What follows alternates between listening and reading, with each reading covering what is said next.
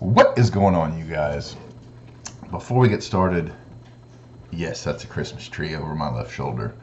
And yes, it is like December the 2nd or 3rd. The reason is because I am a Christmas nut. Absolute Christmas nut.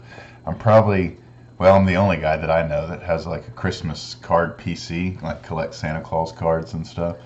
But also, I'm going to be on deployment next Christmas, so I'm trying to drink as much of the Kool-Aid as I can this Christmas.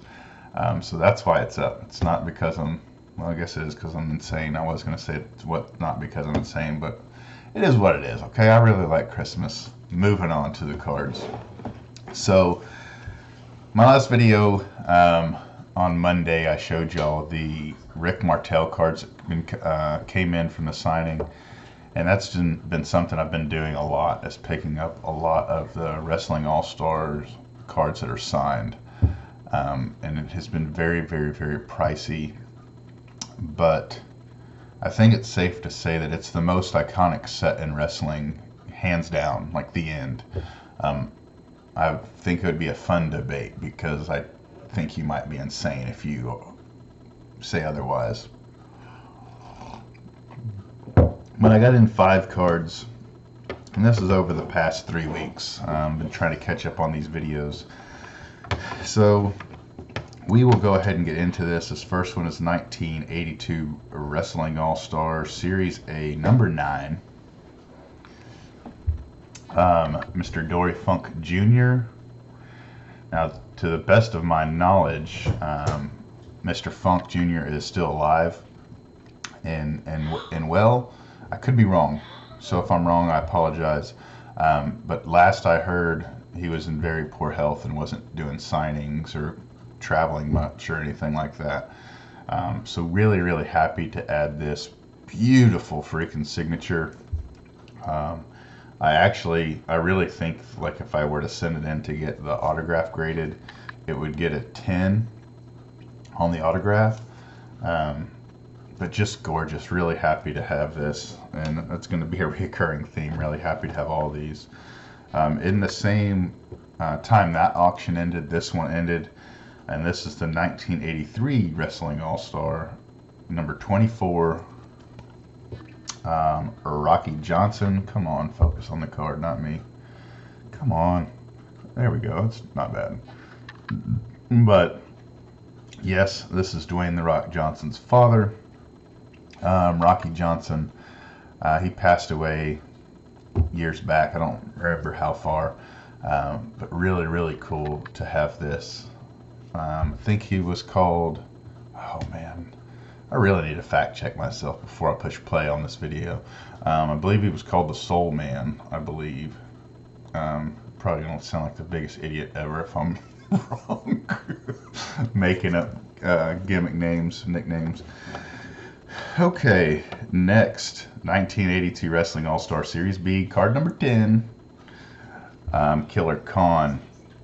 And yet, it's in a Beckett case or Beckett authentication. Beggars can't be choosers on these. Killer Khan is alive, still with us, but he lives over in Japan. And to the best of my knowledge, he hadn't came over stateside in a long time. To do like a signing or anything like this. There is a good friend of the channel that got him TTM a couple, maybe 2 years back, and gave me all the secrets to get him. He got him like on 3 or 4 of these, and gave me all the secrets, gave me the address, what to do, blah blah blah, and never heard back. So Killer Khan, very, very pretty pricey card to get. Really happy to add that as well. Next, 82, I'm crazy. Wrestling All-Star Series A, number 26, Mr. Pat Patterson. Back when we had the WWE Network, there was a documentary on him. I'm sure you probably could find it on Peacock, but I have a hell of a time navigating Peacock on my TV. Really, really cool documentary about him, and talking about his trials and tribulations and how things weren't always easy for him in wrestling. I believe he was the first openly gay wrestler, and like of course he got hell for that back then, but his mind, man, he has like such a freaking wrestling mind. You wouldn't believe the stuff that is credited to this guy in wrestling. So really cool pickup.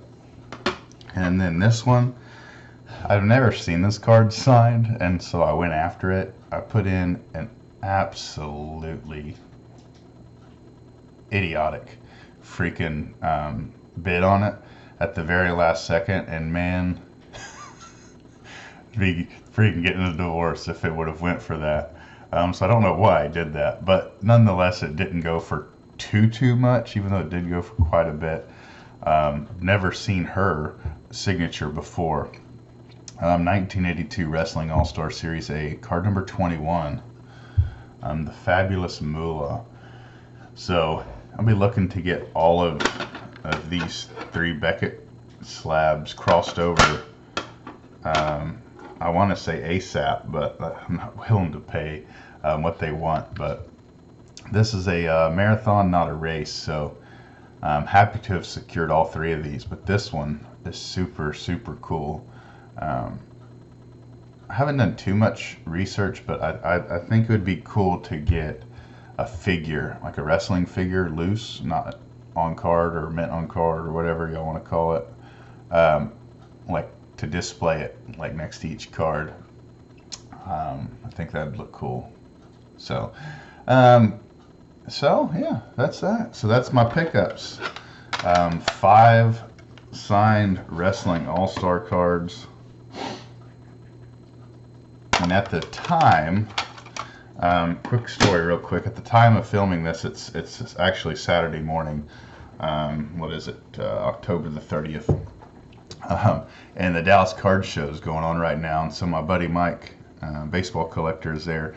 And so I think it was the last Dallas Card Show or the one before that, he hit me up and was like, hey, there's a dude here selling signed wrestling all-star cards, and they were already authenticated and everything, and there was a Nick Bockwinkel.